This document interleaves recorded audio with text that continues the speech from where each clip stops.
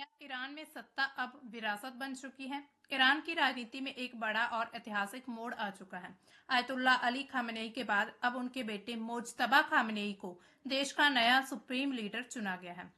इसके साथ ही बहुत सारे सवाल उठते हैं, क्या लोकतांत्रिक प्रक्रिया के नाम पर ये जो ऐतिहासिक फैसला लिया गया खामेनेई के बाद अब उनके बेटे मोज्तबा, क्या ये इस्लामिक रिपब्लिक है या फिर एक नया राजवंश? ईरान में सुप्रीम लीडर का पद जो है वो सबसे ताकतवर माना जाता है, राष्ट्रपति से भी ऊपर। देश की सेना, न्यायपालिका, मीडिया और विदेश नीति पर अंतिम फैसला सुप्रीम लीडर का होता है। खामेनेई के निधन के बाद ये पद खाली हो चुका था। उसके बाद बहुत सारे सवाल उठ रहे थे कि अगला नेता कौन बनेगा। बहुत सारे नाम भी सामने आए, लेकिन अंत में असेंबली ऑफ एक्सपर्ट्स हैं जिसमें 88 मेंबर्स होते हैं, उनकी एक असेंबली होती है, उनके द्वारा चुनाव किया जाता है। उनके द्वारा मोज्तबा खामेनेई के नाम पर सहमति जताई गई है और आज की इस वीडियो में हम उनके बारे में पूरी जानकारी लेंगे। नया सुप्रीम लीडर मोज्तबा खामेनेई ये 56 ईयर्स के हैं और इनको सर्वोच्च नेता चुना गया है असेंबली के द्वारा। आयतुल्ला अली खामेनेई के बाद मृत्यु के बाद इनकी नियुक्ति की गई है और इस असेंबली में 88 मेंबर्स होते हैं और उनके द्वारा आपातकालीन स्थिति में ये सिलेक्शन यानी कि ये चयन किया गया है। ईरान के 40 दिनों के राष्ट्रीय शोक की घोषणा की गई है। मशहद में अंतिम संस्कार उनका किया जाएगा। इसके साथ ही इनकी प्रोफाइल कैसी है, मुज्तबा खामेनेई कौन है? इनका जन्म अगर हम देखें तो 1969 में मशहद में हुआ था। कोम के मदरसों में इन्होंने धार्मिक शिक्षा ली। सत्ता का अगर हम गेट कीपर देखें तो लंबे समय से ये पर्दे के पीछे पिता की शक्तियों का संचालन कर रहे थे, यानी कि ये डायरेक्टली कभी भी सामने नहीं आए सत्ता को संभालने के लिए।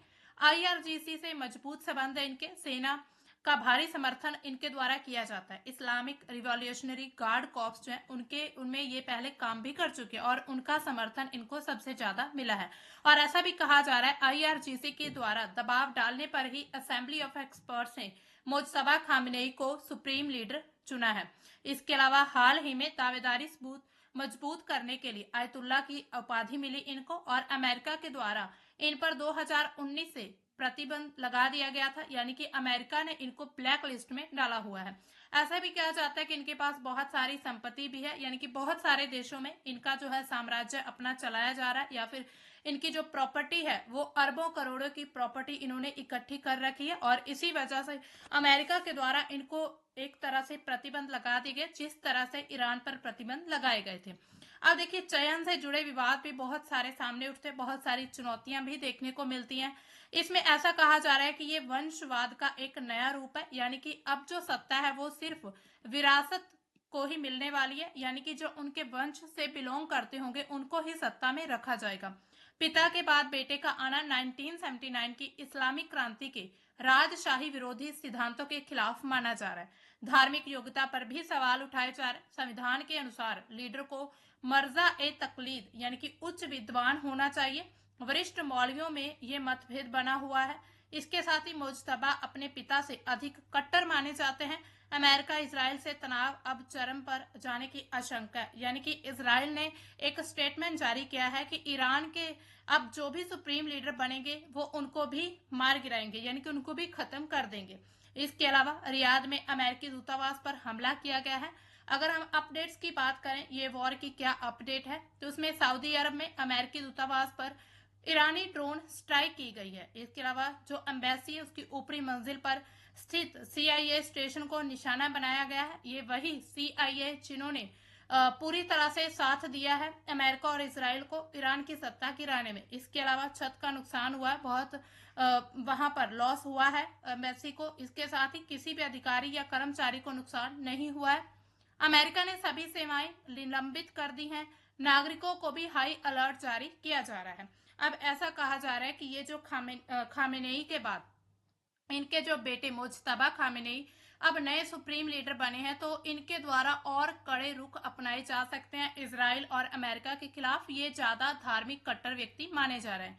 इसके अलावा युद्ध के 5वें दिन की अपडेट अगर हम देखें तो बहुत सारा यानी कि हताहतों की संख्या लगातार बढ़ती जा रही। ईरान में भी 800 से ज्यादा मौत होने की रिपोर्ट सामने आई है। लेबनान में भी 60 से ज्यादा व्यक्तियों की मौत हो चुकी। इजराइल में भी कुछ लोगों की हत्या की खबर सामने आ रही। इसके अलावा इजरायली एयर स्ट्राइक की जा रही है।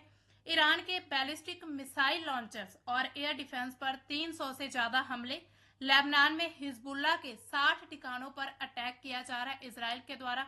यानी कि ये जो वॉर है ये रुकने का नाम ही नहीं ले रही है, क्योंकि इसराइल भी जो है वो ईरान पर लगातार हमले करता जा रहा है और वो कोई भी जगह नहीं देख रहा। यानी कि उनके सिविल जितनी भी प्लेसेस है जहां पर आम जनता रहती है उनको भी निशाना बनाया जा रहा है। और इसी चीज को लेकर जो ईरान है वो बैकफायर कर रहा है, यानी कि वो जवाबी कार्रवाई करता हुआ दिखाई दे रहा है। इसके साथ ही ईरान का पलटवार किया, उन्होंने भी इसराइल पर बहुत सारी मिसाइलें दागी हैं। सबसे बड़ा दावा क्या है? ईरान का दावा है कि उसने हिंद महासागर में अमेरिका युद्ध पोत को भी निशाना बनाया है। और अब जो ईरान ने होर्मुज स्ट्रेट को भी बंद कर दिया, इससे भारत पर भी बहुत बड़ा असर पड़ने वाला है। यानी कि भारत को पहले ही 2000 अरब का नुकसान हो चुका है बिना युद्ध में कूदे। और अगर कोई ऐसी सिचुएशन बन जाती कि भारत युद्ध में किसी एक साइड हो जाता है तो भारत पर भी पूरी तरह से खतरा मंडरा जाएगा। यानी कि यहाँ की जनता भी अब खुद को अनसेफ महसूस करने लगी है। वैश्विक प्रभाव क्या और भारत की तैयारी क्या है इसमें? आर्थिक संकट, हॉर्मुज जलडमरू बंद होने से भारत में जो ऑयल इंपोर्ट होता था वो बंद हो जाएगा। यहाँ से भारत ने हालांकि काफी डाइवर्सिफाई किया है, अपना जो ऑयल इंपोर्ट है वो रशिया यूएसए से करना शुरू कर दिया, लेकिन फिर भी बहुत बड़ा हिस्सा जो है वो हॉर्मुज स्ट्रेट से होता था और हमारा बहुत सारा जो सामान मध्य एशिया में जाता था यानी कि मिडिल ईस्ट में जा रहा था। और वहीं पर अब जो स्ट्रेट बंद हो चुका है तो भारत को व्यापार में काफी नुकसान होने वाला है। पूरे विश्व की तेल आपूर्ति बुरी तरह प्रभावित होगी। इससे क्या होगा? कीमतें जो है लगातार बढ़ती हुई नजर आएंगी। दुनिया भर के शेयर बाजारों में भारी गिरावट देखने को मिल रही है। भारत का एक्शन इसमें क्या है? खाड़ी देशों में फंसे नागरिकों के लिए हेल्पलाइन नंबर शुरू किए गए हैं। हालांकि अभी कोई भी फ्लाइट्स को चालू नहीं किया गया है जो खाड़ी कंट्रीज में आने और जाने वाली फ्लाइट्स हैं, क्योंकि वहां पर अभी भी वॉर ही छिड़ी हुई है। जब पूरी तरह से हमले बंद हो जाएंगे हो सकता है उसके बाद ये फ्लाइट्स फिर से चालू कर दी जाए। इसके अलावा निकासी का क्या मतलब कि अभी तक क्या स्थिति है? सऊदी अरब से विशेष उड़ानों का प्रबंध किया जा रहा है। कुछ स्पेशल यानी कि फ्लाइट्स वहां से भारत की तरफ लाई जाए। जो भी भारतीय नागरिक गल्फ कंट्रीज में फंसे हुए हैं उनको बाहर निकालने की पूरी कोशिश की जा रही है। इसके अलावा ईरान पहले से ही अमेरिका, इसराइल और पश्चिम देशों के साथ तनाव में जूझ रहा है, यानी कि काफी ज्यादा तनाव बना हुआ है। ऐसे में एक नया सुप्रीम लीडर की विदेश नीति में किस दिशा की तरफ जाएगी उनकी नीति? यानी कि ईरान में पहले ही इतने ज्यादा कॉन्फ्लिक्ट्स चल रहे हैं, उसके बाद अब नए सुप्रीम लीडर का रुख किस तरफ होगा? क्या सख्त रुख जारी रहेगा या फिर कूटनीतिक बदलाव देखने को मिलेगा? ये आने वाले कुछ दिनों में पता चल जाएगा। इसके अलावा अगर हम देखें जो युद्ध का दायरा है ये बड़ा होता जा रहा है। युद्ध अब केवल ईरान और इसराइल के बीच ही नहीं बल्कि सऊदी अरब, दुबई जैसे क्षेत्रों में भी अमेरिकी ठिकानों पर डायरेक्टली उन पर अटैक किए जा रहे हैं। यानी कि पूरे मध्य पूर्व में युद्ध छिड़ चुका है।